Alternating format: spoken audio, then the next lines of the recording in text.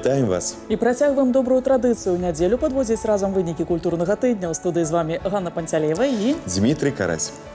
Самыя цікавыя падзеі ў культурным жыцці краіны толькі на тэлеканале сапраўдных каштоўнасцей. Сёння ў праграме далучымся да мерапрыемстваў тыдня беларускай культуры і мастацтваў. Паслухаем выступленні дамрыста ў беларускай дзяржаўнай філармоніі. Пазнаёмімся з творчай спадчынай Новасібірскай вобласці, што прадставілі ў Мінску ў межах дзён культуры гэтага рэгіёна.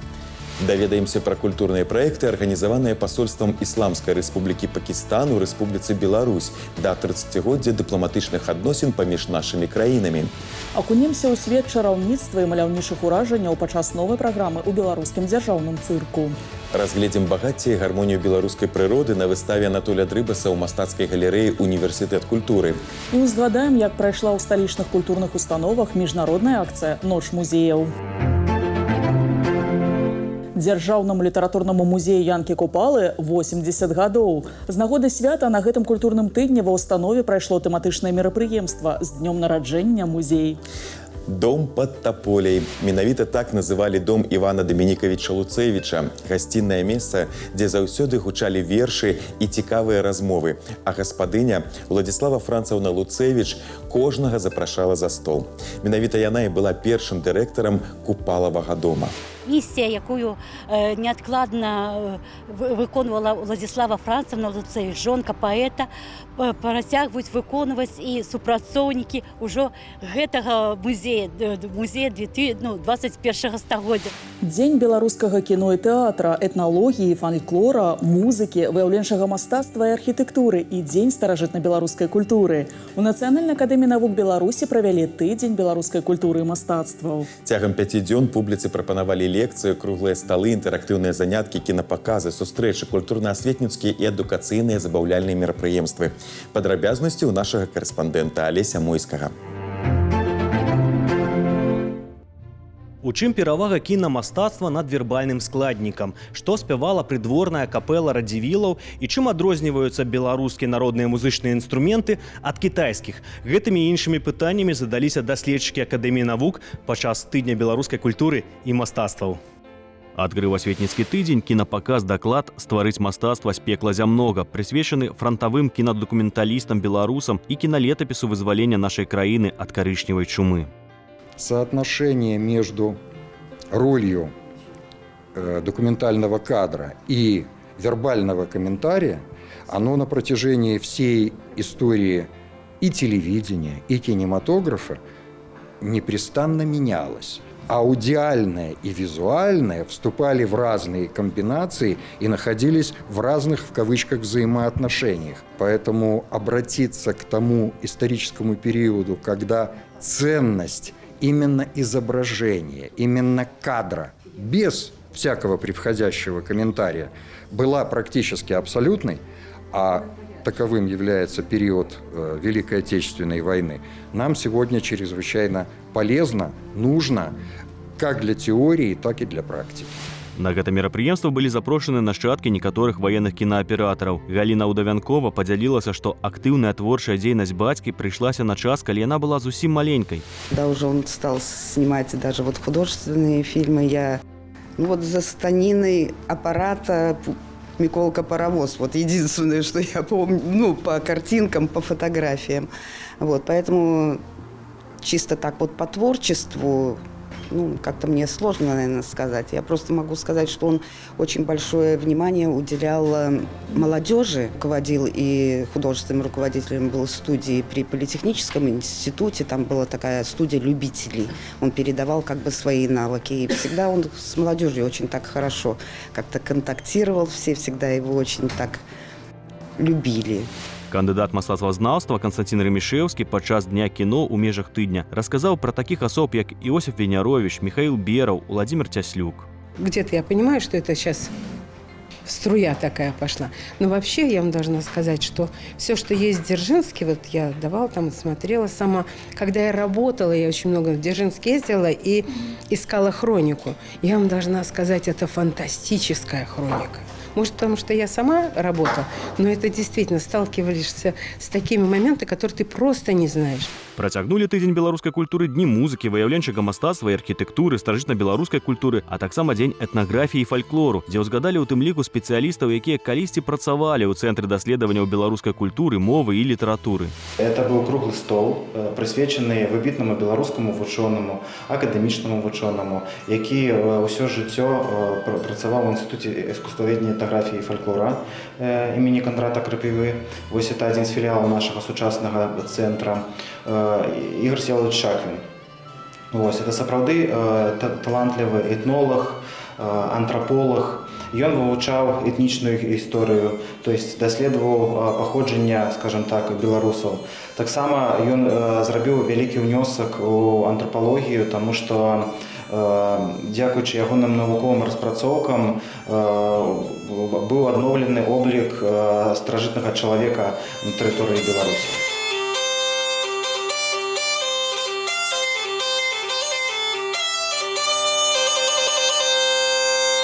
У дзень музыкі удзельнікаў пазнаёмілі не толькі з класіфікацыяй беларускіх народных інструментаў, але і нагадалі, як яны гучаць. Тагана Матвейка зайграла на цымбалах, а Вячеслав Калацэй на яшчэ больш старажытным беларускім інструменце – дудзе, якую знайшлі ў брэсцкім замчышы яшчэ ў 12 стагоддзі. Аспіранты Цэнтра даследаванняў з Кітая ў сваю чаргу распавялі пра свае народныя музычныя инструменты.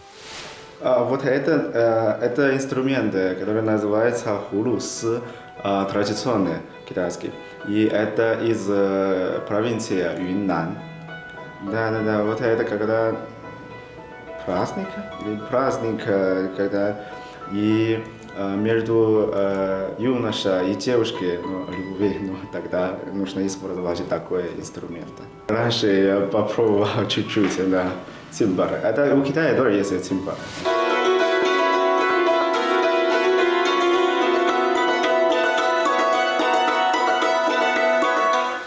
У зале паседжанняў прэзідыума Акадэміі навук прэзентавалі першы том анталогіі нацыянальнай харавой спадчыны Беларусі. Ён падрыхтаваны аддзелам музычна-выканальніцкага мастацтва, і там сабраны творы, апрацоўкі сучасных кампазітараў і рукапісы, якія друкуюцца ўпершыню. Напрыклад, можна ўбачыць нясвіжскія месы, партыі з бібліятэкі прыдворнай капэлы Радзівілаў 18 стагоддзя. У дзень музыкі іх выканала музычная капэла цэнтра пад кіраўніцтвам Галіны Цмых.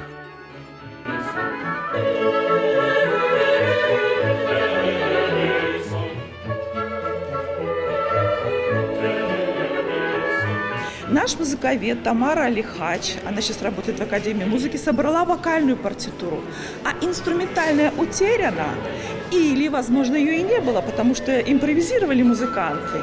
И наш современный, уже, к сожалению, ушедший из жизни Олесь Рощинский композитор, он как бы восстановил, реконструировал вот эти инструментальные партии. И вот мы это все собрали, описали, сделали научный комментарий и выносим для публики и для исполнителей. Потом это гибридное издание. Здесь же есть еще у нас QR-код. То есть мы сделали еще и сайт, на котором будут эти все партитуры находиться. И если это белорусская мова, то мы разработали концепцию, как сделать так, чтобы нашу белорусскую песню запели в Китае или в Бразилии. Падчас прэзентацыі прагучала і два варыянты апрацоўкі Алены Атрашкевіч народнай песні «Ехаў пан капітан» у арыгінале пад акампанемент балалайкі і пералажэнні Дзіяны Кульбаковай для струннага квартэта.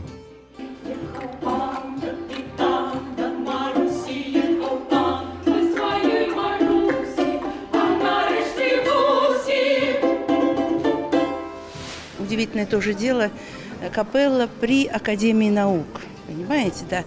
И попросили написать такое произведение, которое будет в основе своей содержать канты. Да, я обратилась к антологии, которая была создана Ларисой Костюковец, и оттуда взяла ряд тем, которые мне предложила практически по сценарному плану руководитель коллектива. И вот для меня это был такой любопытный опыт работы с материалом, который уже создан, но который вряд ли вот в таких вот фолиантах, как это вот видишь каком-либо музее будет на практике использоваться. У тыдні беларускай культуры і мастацтва прынялі ўдзел і даследчыкі, і прадстаўнікі творчых саюзаў, і духавенства, і мастацкія кіраўнікі устаноў культуры. Як выкарыстоўваюцца навуковыя даследаванні на практыцы, убачылі Алесь Мойскі, Дмітрий Міскевіч і Мікалай Пяцёнак на гэтым культурным тыдні.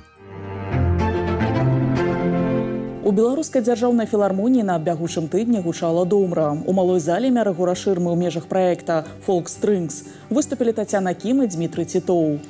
Дмітрый Тітоў з'яўляецца мастацкім кіраўніком і дырыжорам мандалінна-гітарнага аркестра Беларускай дзяржаўнай акадэміі музыкі. У выкананні Дмітрыя на домры прагучалі такія творы, як ронда для фартэпіяна аўстрыйца Іагана Гумеля, сучасніка Моцарта, або, напрыклад, чаконы для скрыпкі Тамаза Віталі, з якім звязаны шмат загадак.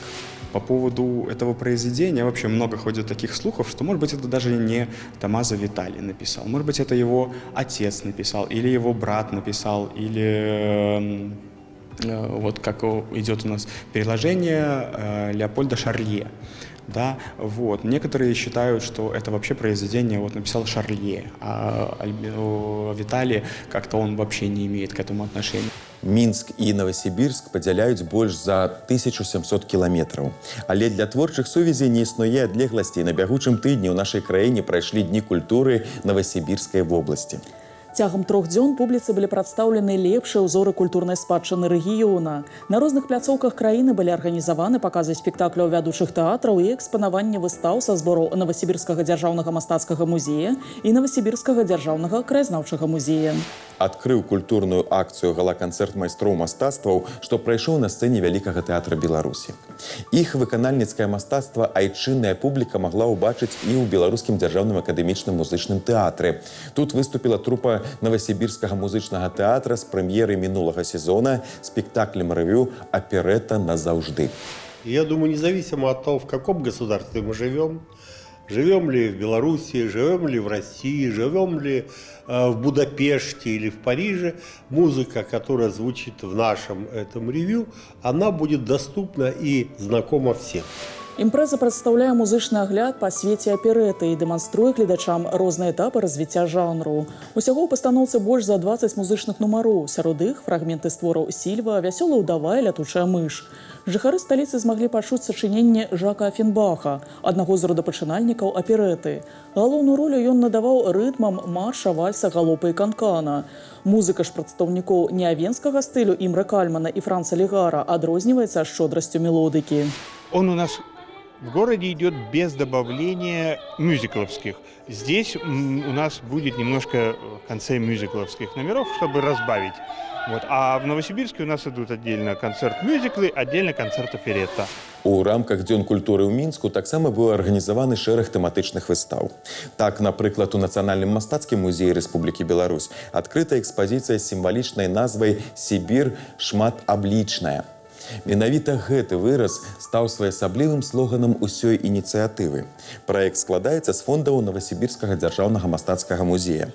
Увазе наведвальнікаў калекцыя твораў 20-га і пачатку 21-га стагоддзяў. Тут праз разнастайнасць вобразаў і жанраў арганізатары імкнуліся адлюстраваць творчасць краю як суцэльную і унікальную з'яву.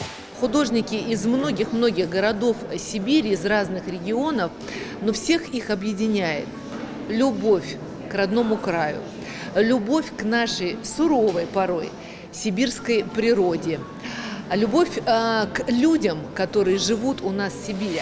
Выстава дэманструе жывапісныя палотны, праз якія можна прасачыць развіццё мастацкага напрамку. Так, на пачатку стагоддзя рэгіён яшчэ не паспеў набыць свае арыгінальныя рысы. Гэта можна заўважыць у рабоце «Пасля навальніцы», што была напісана томскім мастаком у традыцыі акадэмічнага рамантычнага краявіду. Аднак ужо ў эпоху адлігі тут сфарміраваліся першыя характэрныя рысы. Напрыклад, натхненне аўтарамі засваеннем нетраў роднай зямлі і паэтычнае ўвасабленне гэтых працэсаў. Больш сучасныя ж творцы з Сібіры працягваюць традыцыю стварэння пейзажаў Алтайскага краю, што была закладзена на пачатку развіцця мясцовага жывапісу. Конечно, восхищает то, что художественный музей Новосибирска представил нам очень много шедевров. Это те вещи, которые экспонируются у них в постоянной экспозиции, и такие сокровища, жемчужины из их фондов и их коллекций. Экспазіцыя знаёміць таксама з творамі друкаванай графікі, зробленымі з пачатку 1960-х да сярэдзіны 80-х гадоў. Яны дэманструюць сібірскую гравюру гэтага перыяду ва ўсёй шматстайнасці стыляў, мастацкіх рашэнняў і творчых індывідуальнасцей.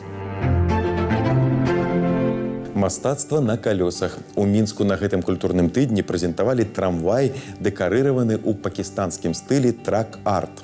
Праект прымеркаваны да святкавання 30-годдзя ўстанаўлення дыпламатычных адносін паміж Пакістанам і Рэспублікай Беларусь.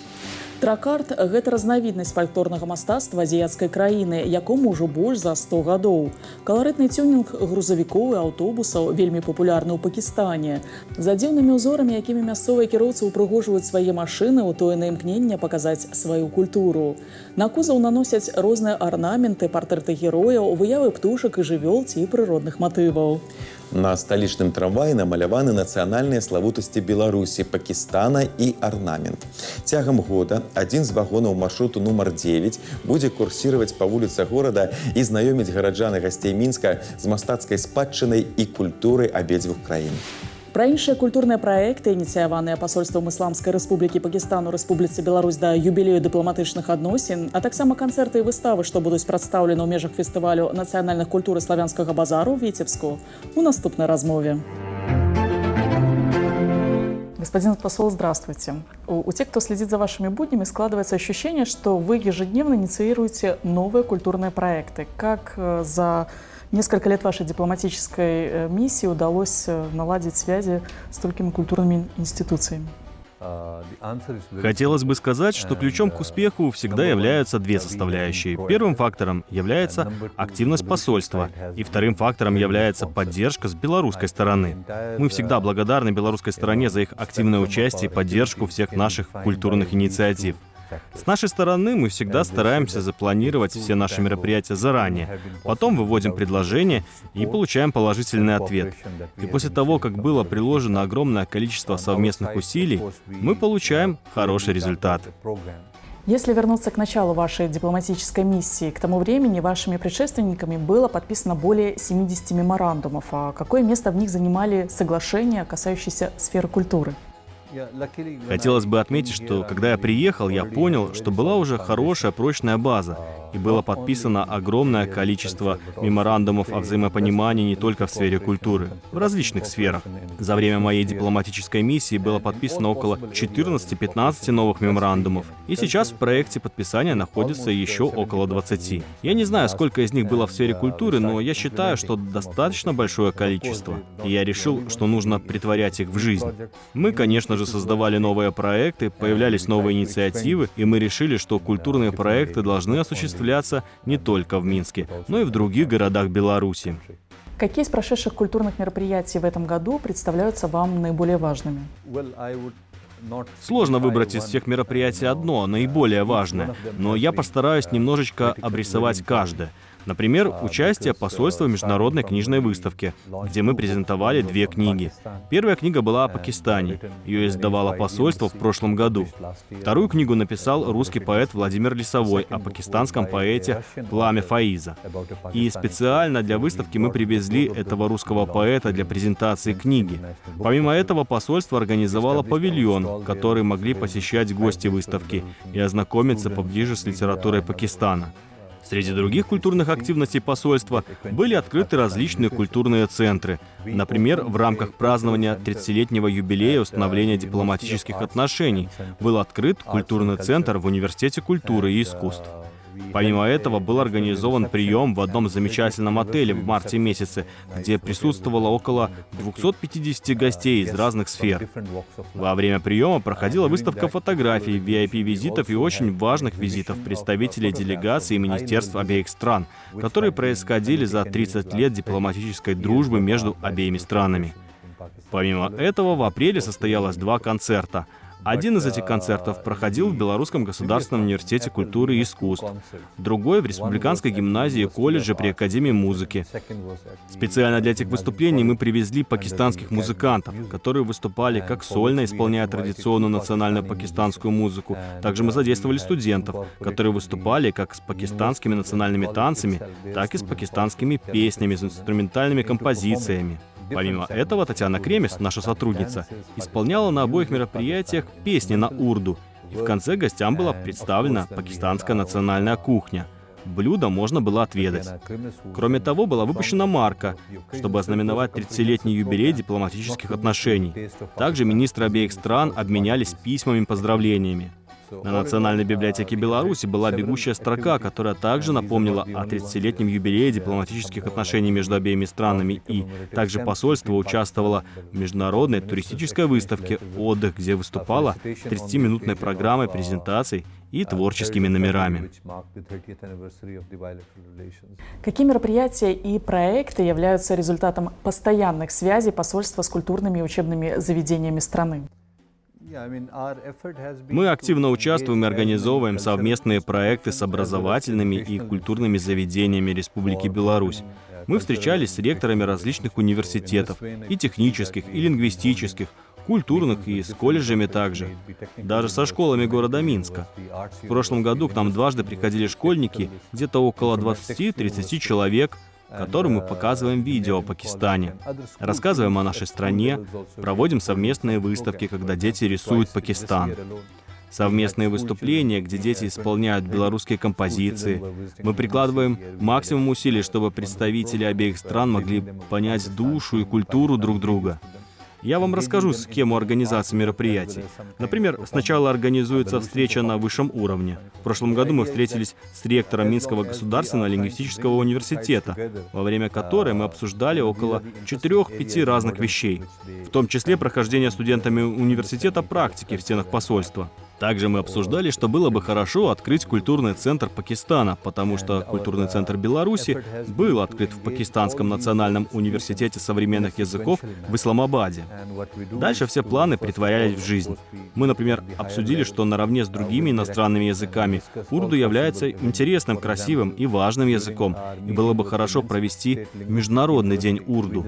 Вследствие чего, спустя 5 месяцев после встречи с уважаемым ректором, мы провели в стенах Минского государственного лингвистического университета Международный день урду. Мы, конечно же, очень удачливы, потому что за моими плечами работает очень талантливая команда, но также хотелось бы поблагодарить белорусскую сторону за то, что они всегда откликаются на все наши инициативы, и все, что мы когда-либо запланировали, получилось очень успешно. Отдельная страница знакомства белорусов с культурой вашей страны – это открытие в Гомельском медуниверситете Пакистанского культурного центра. Как родилась его идея, какой предполагается в нем работа? Изначально мы планировали поехать в Гомель для участия в бизнес-форуме, но потом решили, что почему бы кроме участия в форуме, посещений фабрик и заводов, не сделать что-то большее. Мы связались с руководством Гомельского медицинского университета, потому что там обучается около 20 пакистанских студентов, и предложили руководству создать такой центр, на что получили положительный ответ. Мы создали центр, в который могут приходить не только пакистанские студенты, но также и белорусские студенты, узнавать больше про Пакистан, преподавательский состав. Это место, где пакистанские студенты могут почувствовать связь с родиной. Они могут там обсуждать какие-то моменты, возможно, делать презентации, лекции, даже отмечать Национальный день Пакистана. Конечно, здорово было бы, если бы такой центр был открыт для всех гостей города и для обычных людей. Но мы можем сказать, что это своего рода постоянная выставка нашей страны. Мы предоставили в дар для центра книги Пакистана, картины, которые выставлялись в течение 3 лет в различных локациях Беларуси, артефакты, вещи, которые используются пакистанцами в обычной жизни. Это небольшой центр, всего лишь одна маленькая аудитория. То есть они продолжают проводить там занятия, читать лекции, и они являются таким таким, скажем, уголком пакистанской культуры в жизни университета. Интересно то, что после того, как мы создали свой культурный центр, идея настолько понравилась руководству университета, что они решили создать культурные центры других стран, студенты которых обучаются в университете. Например, большое количество студентов из Шри-Ланки обучаются в Гомельском медицинском университете. И это будет своего рода калейдоскопом представителей различных стран, всех студентов, которые там обучаются. Поэтому мы очень счастливы, что открытием своего культурного центра мы посадили маленькое зернышко, из которого, как мы надеемся, в будущем вырастет огромный пышный лес. Дебют Пакистана на кинофестивале «Листопад» был ознаменован большим успехом фильмов-участников. Уже знаете, какие картины представите на юбилейном 30-м фестивале? Конечно же, мы были под большим впечатлением, когда пакистанский фильм «Камни» получил 3 награды на международном фестивале «Листопад». Это был приз зрительских симпатий, лучшая работа режиссера и лучшая женская роль. Помимо этого, документальный фильм, также из Пакистана, получил высшую награду. Это было первое участие Пакистана, но не последнее. В этом году мы отмечаем не только 30-летний юбилей дипломатических отношений между Беларусью и Пакистаном, но также 30-летний юбилей «Листопада», который мы будем отмечать вместе. И среди нововведений нашего показа будет то, что мы хотели бы продемонстрировать наши фильмы не только зрителям фестиваля, но и привести эти фильмы в регионы Беларуси и также организовать некоторые показы в университетах Беларуси для ваших студентов. Чем интересно и познавательно участие посольства Пакистана в фестивале искусств «Славянский базар» в Витебске? Когда мы решили впервые принять участие в фестивале «Славянский базар» в 2021 году, мы столкнулись с некоторыми сложностями, ввиду того, что наша страна не является славянской страной. Но благодаря поддержке Министерства культуры Беларуси, а также Витебского городского и областного исполкомов, мы получили разрешение принять участие в данном фестивале с организацией нашей выставки. Фестиваль представляет огромный интерес, прежде всего потому, что это самый популярный фестиваль в стране, о котором известно широко и за ее пределами. И мы решили, что для того, чтобы как можно больше людей узнали о традициях, культуре Пакистана, нам нужно провести выставку именно в период проведения фестиваля «Славянский базар». Когда мы провели выставку в первый раз, она была очень успешной, и к ней был проявлен огромный интерес. Мы решили проводить ее на постоянной основе. И в этом году мы уже зарезервировали свое место в музее, где мы 4-й год подряд будем проводить свою выставку. Кроме этого, Беларусь собирается в ближайшее время присоединиться к Шанхайской организации сотрудничества, членом которой уже является Пакистан. И насколько я знаю, в этом году белорусская сторона планирует организовать участие стран-представителей Шанхайской организации сотрудничества в отдельном форуме в рамках фестиваля «Славянский базар». Хочу сказать, что мы также участвуем в фестивале не только в творческом формате. Около 10-12 пакистанских бизнесменов ежегодно привозят свои товары для продажи, то есть это еще и своего рода бизнес-платформа. Чем запомнится участие представителей вашей страны в фестивале национальных культур в Гродно? Впервые я поехал в Гродно 2 года назад в составе дипломатической делегации. Я влюбился в этот город, потому что атмосфера была невероятная. Мне очень понравилось шествие всех участников. Тысячи гостей, все в национальных костюмах, различные подворья с традиционной едой, с национальной музыкой от каждой страны. И в этом году Пакистан будет принимать участие в церемонии открытия с выступлением на главной сцене. Это будет пакистанский национальный танец. Помимо этого, наши выступающие будут танцевать на подворьях пакистанские танцы, а также примут участие в шествии в национальных пакистанских костюмах. И, в общем, это возможность показать национальную кухню, традиции, представить свою культуру с разных сторон. 30-летие дипломатических отношений будет отмечено и рядом выставочных проектов. Какова их тематика? В ближайшие 2 месяца отмечены 3 активностями. 22 мая был запущен трамвай, выполненный в технике трак-арт. Выставка в Национальной библиотеке Беларуси будет открыта в июне. Туда мы привозим известных пакистанских художников. Еще одной важной и интересной выставкой будет наша экспозиция в рамках фестиваля искусств «Славянский базар» в Витебске. Кроме того, существует огромное количество менее важных, но весьма интересных культурных проектов, а также проведение мастер-классов известных пакистанских художников в художественной галерее «Университет культуры». Белорусские студенты, а также гости города смогут встретиться с выдающимися пакистанскими художниками, получить от них новые знания, обменяться контактами, что, возможно, в дальнейшем поспособствует развитию отношений в сфере культуры между 2 странами. Нацыянальным акадэмічным тэатры імя Янкі Купалы на гэтым культурным тыдні завяршыўся другі рэспубліканскі тэатральны фестываль «Перамога». Гэтым разам культурная акцыя прайшла пад знакам 80-годдзя вызвалення Беларусі ад нямецка-фашысцкіх захопнікаў. Цягам 10 дзён сталічнай публіцы прапанавалі 11 гісторый пра мужнасць, сяброўства, любоў і адвагу, якія змаглі пераадолець усе выпрабаванні вайны. Сваё майстэрства прадэманстравалі калектывы з Брэста, Гродна, Магілёва, Мазыра, Слоніма і Віцебска. Нацыянальны акадэмічны драматычны тэатр імя Якуба Коласа быў прадстаўлены маноспектаклем «Незагойная рана». Яго аўтарам і выканаўцай з'яўляецца Зінаіда Гурбоў. У сваёй імпрэзе яна аб'яднала адразу 3 апавяданні беларускіх пісьменнікаў. Это тыя творы, якія праходзяць у школе. Але я разумею, што школьнікі не так успрымаюць, як гэта можна перадаць людзям, якія займаюцца творчасцю, напрыклад, артысты. Джульетта, Ромео, Шекспір. У тэатры юнага гледача прадставілі новае прачытанне неўміручага твора пра Ромео і Джульетту. У год 460-годдзя з дня нараджэння вялікага паэта эпохі адраджэння Уільяма Шекспіра свой погляд на класіку прадставіла рэжысёр Ганна Джамілашвілі.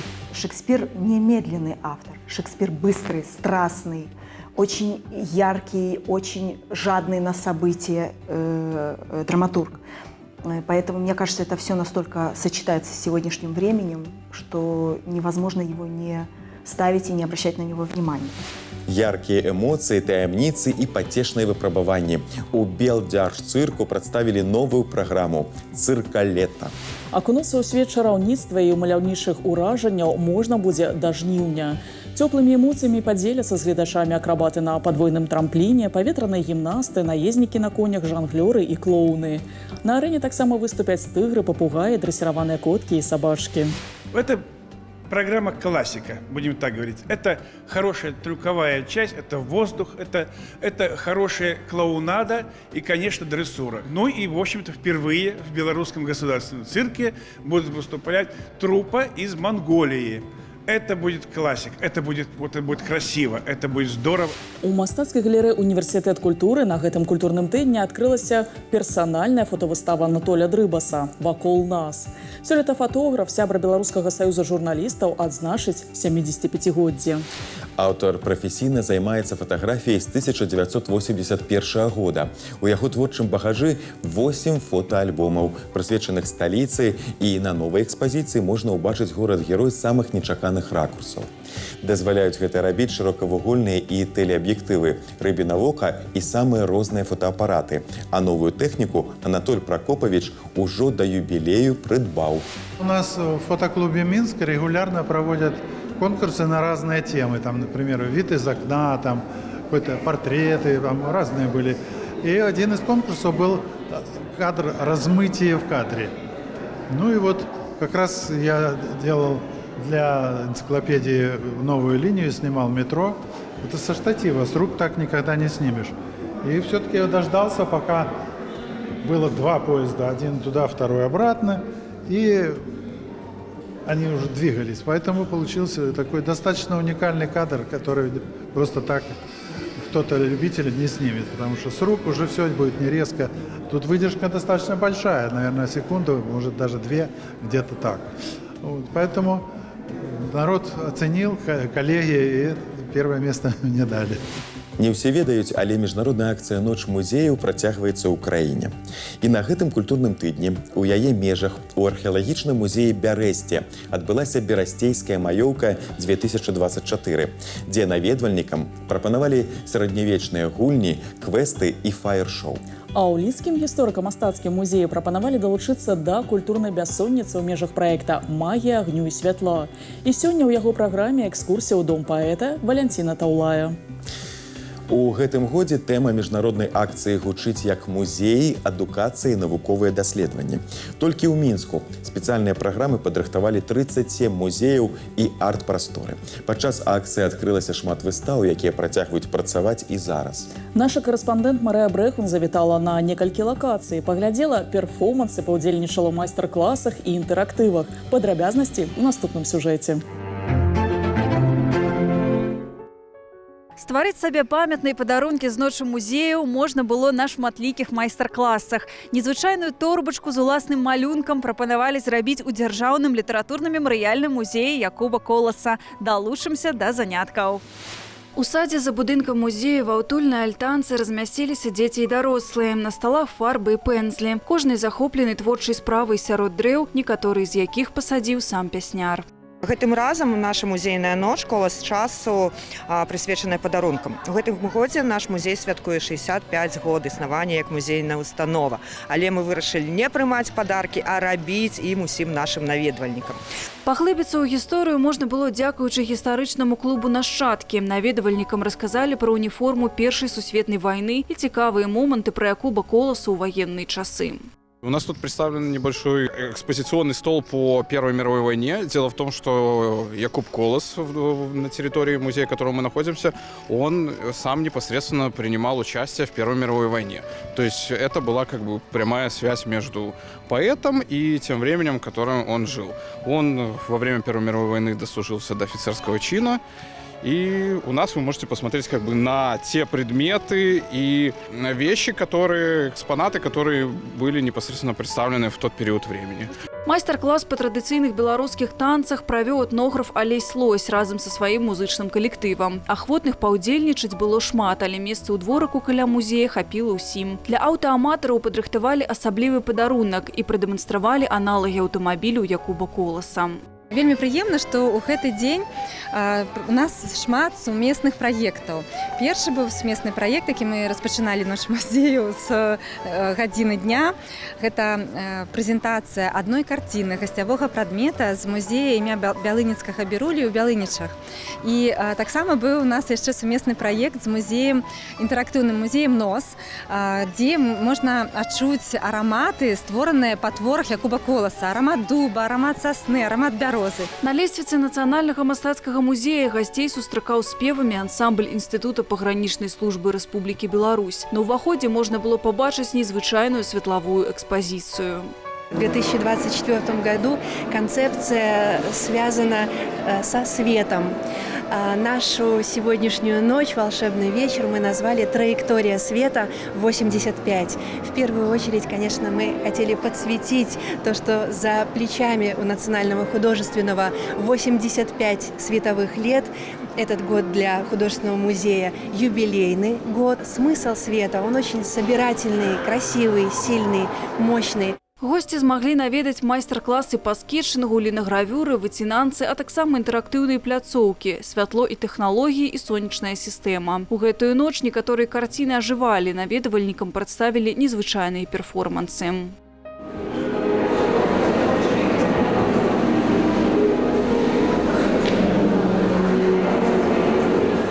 Акрамя таго, у музеі ў гэты дзень адкрылася выстава «Вадзім Качан. Малюнкі часу і святла. Метамарфозы фотаграфіі», прымеркаваная да 65-годдзя мэтра беларускага фотамастацтва. Эта выставка, здесь необычная фотография, здесь очень мало документальной фотографии. Здесь фотография, на которой сняты мои фантазии, мысли, сны, переживания какие-то, то есть коллажи. Музейная ноч у Дзяржаўным музеі гісторыі беларускай літаратуры прайшла пад назвай «Аўдыторыя нумар 13» або «Ідэальны расклад». Кожная з залаў ператварылася ў вучэбныя аўдыторыі, дзе праходзілі лекцыі і майстар-класы. Напрыклад, маленькія наведвальнікі малявалі літаратурнага героя Вухуціка, пісьменніцы Кацярыны Хадасевіч-Лісавой. Ноч музею – гэта шыкоўнае мерапрыемства заўсёды. Была творчая сустрэча, якая называецца «Казкі кніжнай феі». Завіталі мае сябры-чытачы. Як пастаянныя, хто прыходзіць на сустрэчы, так і тыя, хто проста прыйшоў на ноч музею, убачыў фею і вырашыў падысці паглядзець. Я прадставіла свае кнігі, сваіх герояў. Маленькія наведвальнікі атрымалі сувеніры. І, канешне, мы паказалі ім выставу, якая зараз дзейнічае ў музеі гісторыі беларускай літаратуры. Называецца «Казкі кніжнай феі». На ёй прадстаўлена мая творчасць, кнігі, цэлыя планеты, прысвечаныя розным тэмам. Памятныя сувеніры альбо кнігі можна было выйграць у разыгранцы. Мы таксама паспрабавалі. Вось такі цудоўны магніцік мы з вами выйгралі ў бяспройгрышнай разыгранцы. Тут жа працавала дабрачынная хэндмейд і майстэрня, дзе кожны змог не толькі зрабіць сабе падарунак, але і паўдзельнічаць у добрай справе. Тут можна зрабіць розныя паштоўкі з выявамі беларускіх пісьменнікаў, з іх цытатамі і вершамі. У нас прадстаўлены такія героі, як Змітрок Бядуля, Максім Богданович, Петрусь Броўка. І грошы, которые мы заробім у гэтай творчай майстэрні, пойдуць на збор сродкаў на помнік, надмагільны манумент Змітраку Бядулю. У гэтую асаблівую музейную ноч жыхары і госці Беларусі змаглі навучыцца новай справе, паслухаць цікавыя лекцыі і наведаць кінапаказы або проста весела патанчыць. Марыя Брэхун і Максім Рагаўнёў спецыяльна для культурнага тыдня. Мы рады былі пазнаёміць вас з самымі актуальнымі выставамі, канцэртамі і фестывалямі гэтага культурнага тыдня. Мы паспрабавалі не толькі расказаць пра іх, але і паразважаць над гісторыяй і сучасным лёсам мастацтва. Далучайцеся да нас праз тыдзень у гэты ж самы час, і мы пазнаёмім вас з новымі героямі і падзеямі культурнага тыдня. Да сустрэчы з сапраўднымі каштоўнасцямі.